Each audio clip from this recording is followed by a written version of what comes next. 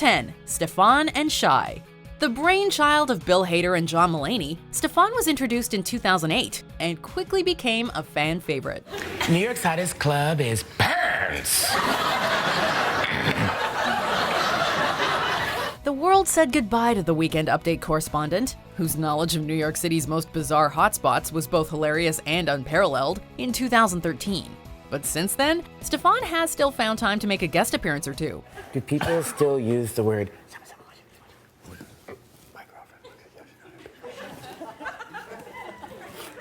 Thank you, Shy. In 2018, Stefan resurfaced, along with his lawyer Shy, played by Mulaney, and wasted no time getting everyone to crack up, including Hader and Update hosts Colin Jost and Michael Che. Hader laughs throughout the entire sketch, leading us to believe he was reading the script for the first time. How else do you explain it? And he whispered in my ear to make me laugh. He said, my girlfriend, because my girlfriend works at Yoshinoya Beef Bowl.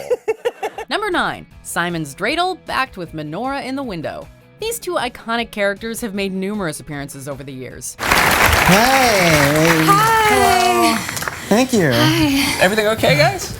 No, we just, Played to perfection by Fred Armisen and Kristen Wiig, Garf and Kat are a songwriting team that just can't find time to rehearse their songs. Mountains! The mountains! The mountains! The mountains! The mountains! The mountains! In fact, to get into character, Wiig and Armisen never rehearsed their performances, something Wiig called, quote, freeing and fun. Perhaps that's why both actors regularly burst into fits of laughter during sketches, as neither knew what to expect from the other. Watching Wiig try and keep up as Armisen just wings a performance is truly amazing. It's no wonder they couldn't keep it together.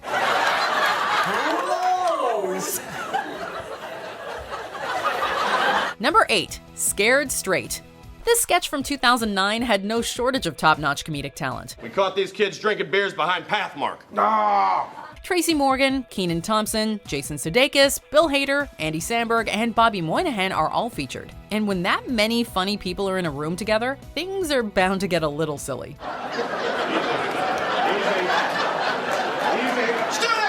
The sketch saw Morgan and Thompson playing convicts attempting to scare a trio of kids who are arrested for underage drinking. The only problem? They keep using the plots of popular movies to describe prison. All right.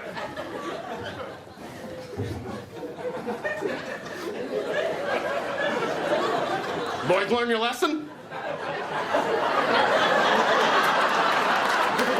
Thompson and Hader are the worst offenders in this one, but everyone cracks at one point or another.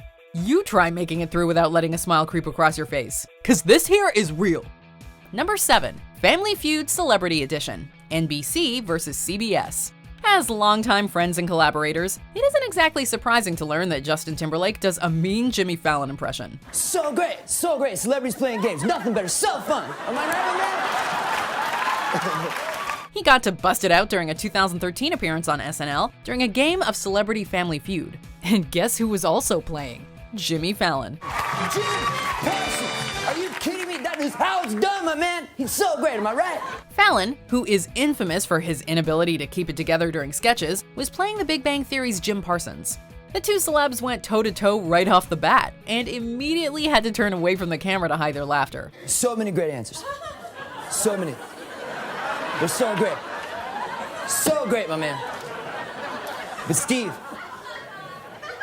Later, Timberlake's impression was so accurate, it caused Fallon to duck behind his podium, struck by a serious case of the giggles. So great, it's classic Fallon. Number 6. Donnie's Party. Introduced in 1999, the Boston Teens made regular appearances during the run of Jimmy Fallon and Rachel Dratch. I would be Gryffindor.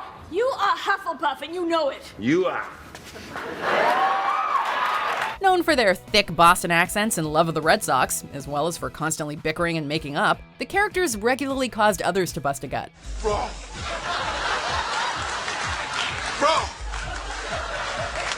One of the most infamous cases involved Boston boy Ben Affleck, who simply could not contain his laughter while at a party with the Boston Teens.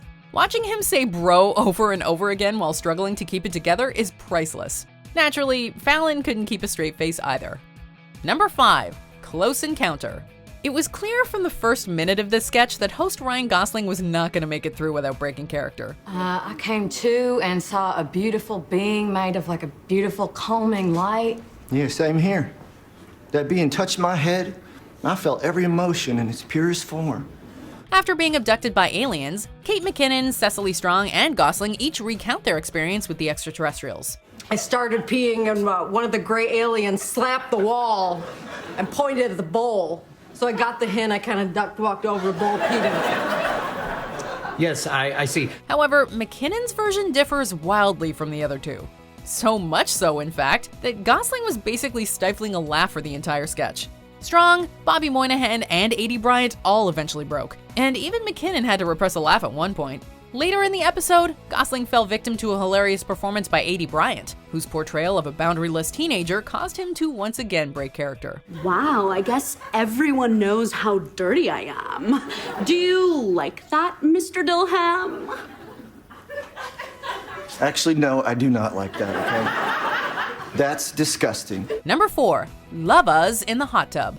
Surprise, surprise. A sketch featuring Will Ferrell and Jimmy Fallon ended in multiple people breaking character. Barbara, what brings you to the prestigious Wellesley Arms?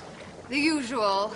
Quiet strolls, family-style dining, archery. This iconic bit saw Ferrell and Rachel Dratch playing overly affectionate lovers soaking in a hot tub and trying to play matchmaker to Fallon and host Drew Barrymore. Dave. David.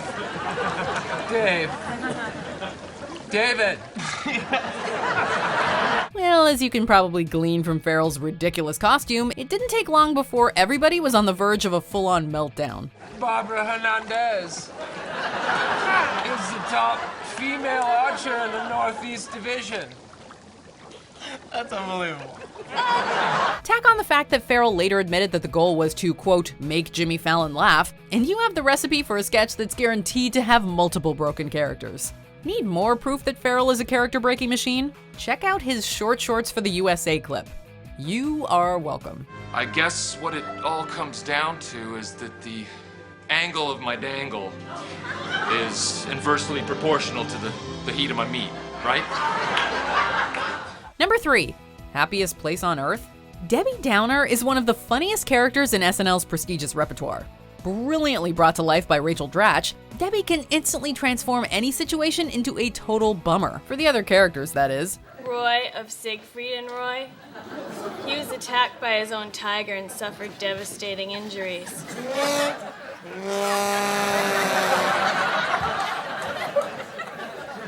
As far as the audience, cast members, and viewers at home are concerned, she is a riot. One of her most famous appearances occurred at Disney World, where she somehow managed to ruin the happiest place on earth with her depressing anecdotes. While Fallon breaks first, shocker, Dratch is not far behind. I can't have children. This inevitably caused the whole table to crack up. Horatio Sands cries, and Lindsay Lohan bangs the table in a fit of laughter. All the while, Dratch can barely keep it together. Number 2, I live in a van down by the river. Few comedians are as revered as the late, great Chris Farley. He could make anyone break with his unique brand of physical humor, and often did. I am 35 years old, I am divorced, and I live in a van down by the river. While he has a slew of iconic SNL characters, you'd be hard-pressed to put any of them above Matt Foley, motivational speaker. Brian, from what I've heard, you're using your paper not for writing, but for rolling doobies. In the character's first Saturday Night Live appearance, Farley managed to break host Christina Applegate and SNL regular David Spade in seconds with his over-the-top performance, which included hoisting Spade into the air and warning the teens about ending up like him. He broke everyone else the moment he screamed, I'm sick and tired of living in a van down by the river! It's priceless. Before we unveil our top pick, here are some honorable mentions. Sometimes we get so caught up in loving our own family we forget about loving everyone in the world. Yeah, that's right. Okay? Right. You gotta go. For real, you gotta go.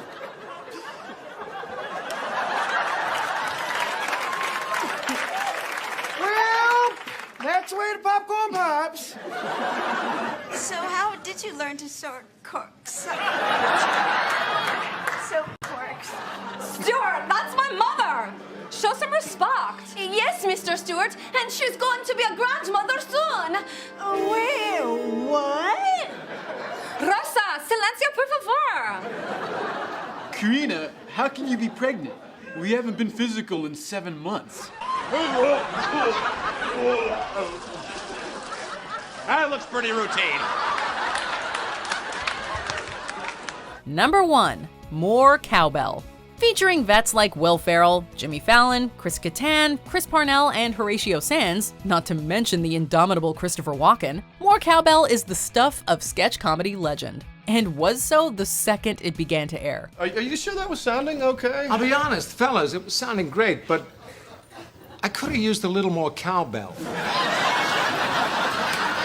The cast plays Blue Oyster Cult, while guest Walken portrays record producer Bruce Dickinson, a man who has a fever for more cowbell. Watching Ferrell gesticulate all over the room in a shirt that is way, way, way too small is absolutely side-splitting. I'd be doing myself a disservice and every member of this band if I didn't perform the hell out of this. Walken breaks, Kattan breaks, Sands breaks, Fallon breaks, even Ferrell breaks. In the pantheon of SNL's worst or best character breaks, this one takes the cake, or as the case may be, the cowbell. All right, possible hot take, cowbell would not have been as funny without the laughing. What do you guys think? Let us know in the comments what your favorite breaking character moment was on SNL, or catch me on Twitter at Rebecca Brayton if you want to talk about it. And be sure to like, subscribe, and watch this other video because I've asked you to very nicely, please.